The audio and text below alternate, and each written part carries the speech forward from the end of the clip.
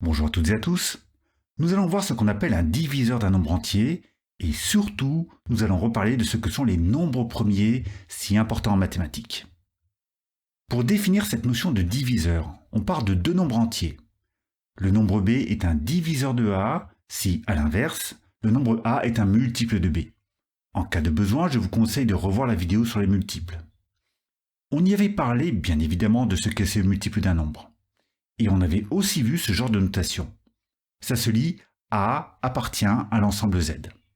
Le symbole rouge est utilisé pour dire que le nombre A est un élément de l'ensemble Z qui représente tous les nombres entiers, positifs comme négatifs.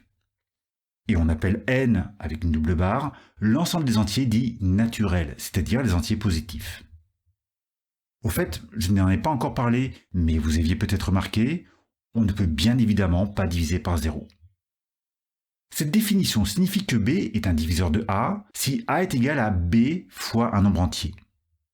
Ou encore, b est un diviseur de a si le résultat de a divisé par b est un nombre entier. Regardez sur cet exemple. Pour vérifier que 6 est un diviseur de 42, on peut regarder si 42 est un multiple de 6. Et c'est bien le cas car 42 c'est 6 fois 7. Ou on peut aussi calculer 42 divisé par 6, afin de vérifier que ce quotient est un nombre entier. Et en bonus, on a trouvé un autre diviseur de 42, puisque 42 est aussi un multiple de 7.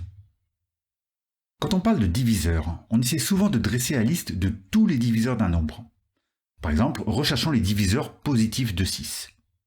Alors, j'ouvre une petite parenthèse. On ne va s'intéresser à partir de maintenant qu'aux entiers positifs, qu'on appelle aussi antinaturels, car c'est plus rapide et plus intuitif. Mais bien évidemment, tout ce qu'on va dire peut être généralisé aux entiers relatifs. Il suffit de rajouter les nombres opposés à chaque fois. Fin de la parenthèse. Vu que 6, c'est 1 fois 6, on a nos deux premiers diviseurs de 6, à savoir 1 et 6. Et c'est d'ailleurs une remarque qu'on peut faire. Pour tous les entiers à partir de 2, on aura toujours deux diviseurs évidents, à savoir 1 et le nombre lui-même. On appelle ça les diviseurs triviaux. Et certains nombres n'auront que ces deux diviseurs triviaux, comme le nombre 7 par exemple. Mais 6, lui, a d'autres diviseurs puisque 6 est un multiple de 2. C'est 2 fois 3. Et on en a fini avec la liste des diviseurs de 6. Cette façon de rechercher les diviseurs est très classique. Et si vous vous organisez bien, vous n'en oublierez aucun. Par exemple, pour les diviseurs de 42, on a déjà les diviseurs triviaux. Et on commence la liste des diviseurs en dessous. Ensuite, 42 étant un nombre pair, c'est un multiple de 2. C'est 2 fois 21. Et on les écrit dans la liste. 42 est aussi un multiple de 3. On le sait car la somme des chiffres de 42, c'est-à-dire 4 plus 2, fait 6, et que 6 est un multiple de 3. 42 divisé par 3, ça fait 14. Donc 42, c'est 3 fois 14. Et on complète la liste. 42 n'est pas dans la table de 5, mais c'est dans celle de 6, comme on l'a vu plus haut. C'est 6 fois 7, ce qui nous permet de finir la liste des diviseurs de 42. En recherchant et en remplissant la liste ainsi, en partant des deux bouts, on est sûr d'en oublier aucun. Regardez, je vous ai fait la liste des diviseurs positifs des premiers entiers naturels.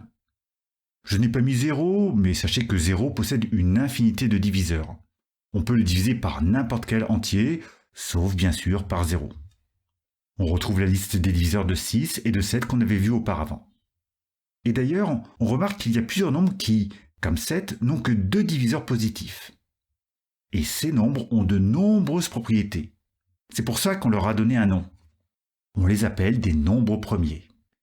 Donc la définition d'un nombre premier est que c'est un entier naturel qui possède exactement deux diviseurs, 1 et le nombre lui-même. Les nombres premiers sont donc 2, 3, 5, 7, 11, comme on l'a vu dans le tableau en dessous. Il y a aussi 13, 17, 19 et une infinité d'autres nombres encore. Et la propriété fondamentale de ces nombres premiers, c'est que n'importe quel nombre entier supérieur ou égal à 2 peut être décomposé sous la forme d'un produit de facteurs premiers. Je ne vous démontre pas cette propriété, je vous demande de l'admettre. Par exemple, 42 c'est 2 fois 3 fois 7. 45 c'est 3 fois 3 fois 5. Il peut y avoir plusieurs fois le même nombre premier. Et 23, c'est 23. C'est un peu particulier, ce n'est pas vraiment un produit, mais c'est parce que 23 est un nombre premier. Une petite remarque pour finir. Si on veut savoir si un nombre n est premier, il suffit de tester tous les diviseurs pour voir s'il n'y a que 2 diviseurs positifs. Par contre, inutile de tester tous les diviseurs jusqu'à n, il suffit d'aller jusqu'à la racine de n. Par exemple, pour 23, il suffit de tester jusqu'à 4, puisque la racine carrée de 23, ça fait environ 4,8. Allez, on fait un peu de place. Et on se regarde 2 petits exemples d'application. Pour le premier, on voudrait savoir si 57, 58 ou 59 sont des nombres premiers. Alors, il y en a un pour lequel c'est simple de répondre. 58 n'est pas un nombre premier, car il a au moins 3 diviseurs. 1 et 58, ce sont les diviseurs triviaux, et également 2, car 58 est un nombre pair. Même genre de raisonnement pour 57. On voit que la somme des chiffres de 57 donne 12, ce qui est dans la table de 3. Donc 57 est un multiple de 3, et donc ce n'est pas un nombre premier. Pour 59, aucun diviseur évident, à part, comme d'habitude, 1 et 59. On va donc tester tous les diviseurs possibles, mais en utilisant la remarque finale, à savoir qu'il est inutile d'aller au-delà de la racine de 59, c'est-à-dire 7. Voilà ce qu'on obtient à la calculatrice. Et on voit que, mis à part pour 1, on n'a pas de quotient entier, ce qui veut dire qu'on n'a pas d'autre diviseur que 1 et 59, et donc c'est un nombre premier. Pour le dernier exemple, on va décomposer 350 sous la forme d'un produit de nombres premiers. On a 2 façons de présenter. Pour la première façon, on décompose 350 en une multiplication, par exemple 10 fois 35. Et on continue de décomposer jusqu'à ce qu'on ne puisse plus. 10, c'est 2 fois 5, et 35, c'est 5 fois 7. Et là, on a fini car on n'a que des nombres premiers. Pour la deuxième façon de présenter, on écrit 350, on tire un trait vertical, et on teste les différents nombres premiers pour voir si ce sont des diviseurs. Regardez, on commence par 2. Est-ce que 2 est un diviseur de 350 ? Oui, car 350 est un nombre pair. Donc on écrit 2 à droite, et on calcule 350 divisé par 2, et on recommence. Peut-on diviser 175 par 2 ? Non, car c'est impair. Donc on a fini avec 2. Peut-on diviser par 3 ? Non, car la somme des chiffres donne 13, et que 13 n'est pas dans la table de 3. Donc on a fini avec 3. Peut-on diviser par 5 ? Oui, donc on écrit 5, et on calcule 175 divisé par 5, ce qui fait 35. Et on recommence. Peut-on diviser 35 par 5 ? Oui, donc on écrit à nouveau 5, et on calcule 35 divisé par 5, ce qui fait 7. Et là, on reconnaît un nombre premier, donc on ne peut le diviser que par lui-même, ce qui fait 1. Et cela achève la question.